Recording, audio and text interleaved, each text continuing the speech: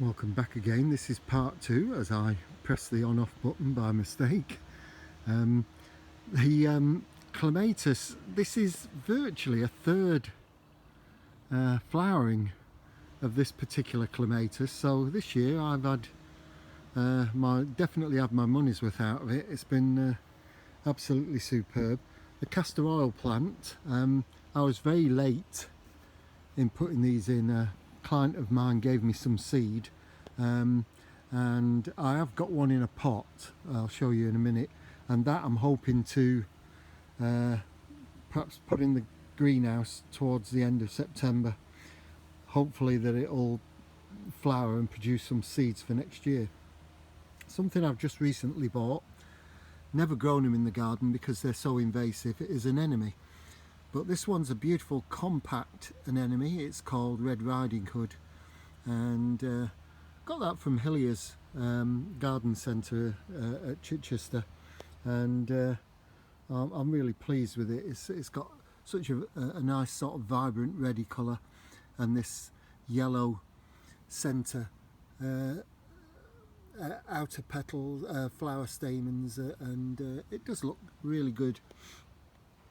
Something that hasn't done very well is the Albizia. I've had this in a pot, sorry, finger on it. I've had this in a pot now for about 10 years, and this year I planted it out, but over half of it has died off. As you can probably see, there's lots of bare stems on it, so I think it might be time to take that out and get rid of it. It's never flowered, but I'm not bothered about that. I preferred it for the foliage. It's so graceful. Something else that didn't do too well, didn't like the dry weather, was the half standard roses. This one seems to be recovering, but I've already pulled out one. This one's dropped its leaves, so I need to keep an eye on them. But on the whole, I'm very pleased with the way the garden's gone over the season, considering the sort of weather we've had. The Campsis, this is quite a nice red, and the older it gets, the bigger the flowers get and the more flowers you get, so it's worth persevering with Campsis. It really is good. The Nandina in the background there will start turning red hopefully for the winter, and that'll look very good. The other castor oil plant I was talking about is there, which I've got in a pot, and hopefully I'm hoping it's going to flower.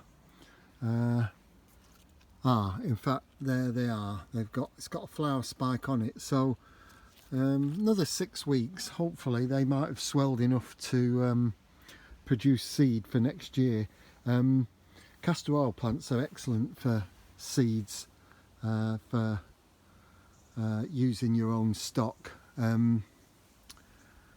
It's still worth deadheading even at this time of year. You'd be amazed how much it'll carry on.